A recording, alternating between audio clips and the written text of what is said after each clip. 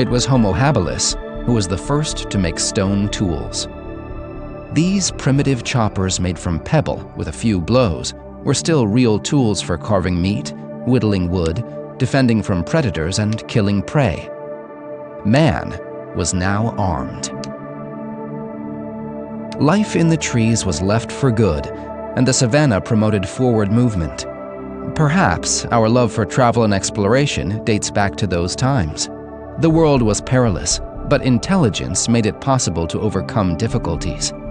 It was not power or aggression, but intelligence that protected the first humans. The skull of Homo habilis is very much like that of Australopithecus, yet the brain size was 600 to 800 grams now, 1.5 times as much as its predecessors. The face became smaller. Around 1.5 million years ago, a new species appeared, Homo ergaster, working man. They became the terror of the African savanna. Spears and stone tools were an unprecedented phenomenon. Even the fiercest animals weren't safe from harm now. Man became a hunter. Skeletons of antelopes and even elephants surrounded by stone tools have been found in East Africa. Cut marks on animal bones are visible evidence of a new stage of our evolution. Possibly, this is around the same time humans first discovered fire, albeit the evidence of that is rare and unreliable. Quite a few fossils of the first humans have remained in East Africa. The ape-like legacy in the skull was now in the past, but their jaws were still large and their brains twice as small as ours. Their height and build were exactly like that of modern humans. Their bodies, except for their heads, were hardly any different from ours. They settled all over Africa and were the first to move beyond. The last step was to colonize the planet, so they took that step, and the vast expanses of the planet were conquered by new masters. Not right away, though. The planet didn't give man a hearty welcome. Nature should not be underestimated. At all times, life was no bed of roses. Human remains with marks of predators' teeth bear witness to that.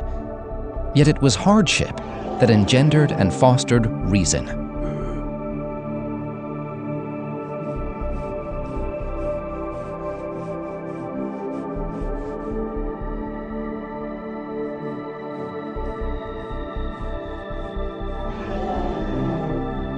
Homo heidelbergensis were the first prehistoric humans whose brain size was equal to what we have now. Although their faces were still savage, their eyes shone with the renewed light of reason. They built shelters, buried their dead, and created the first objects of art, crude as they were. Man has gone through a long and difficult path of evolution. What does the future have in store? But 10 million years ago, a drop in temperature made the African jungle sparse, which rendered it impossible to move from tree to tree via branches. Forced to leave the trees, the descendant of Proconsul, Ardipithecus, began moving on their rear limbs. Their feet were still prehensile, but with special arches that allowed bipedalism. The nearly complete skeleton of an Ardipithecus named Ardi proves that these creatures were able to walk, albeit not as easily as we do. The arms of Ardipithecus were knee-length, and the hands were half human and half ape-like. The first steps were taken to climb the next tree. Ardipithecus didn't want to leave tree crowns, their habitual homes. They were indeed the intermediate between humans and apes, as all of Ardi's features mediate entirely ape-like and entirely human features. But life moved on. Trees became sparse, and Africa turned into a boundless savanna. 4 million years ago, new creatures paced in the savanna. Gracile australopiths. They were well adjusted to their new home. Their way of walking on 2 legs was not so different from ours. They gathered and ate everything, and were able to walk miles on end.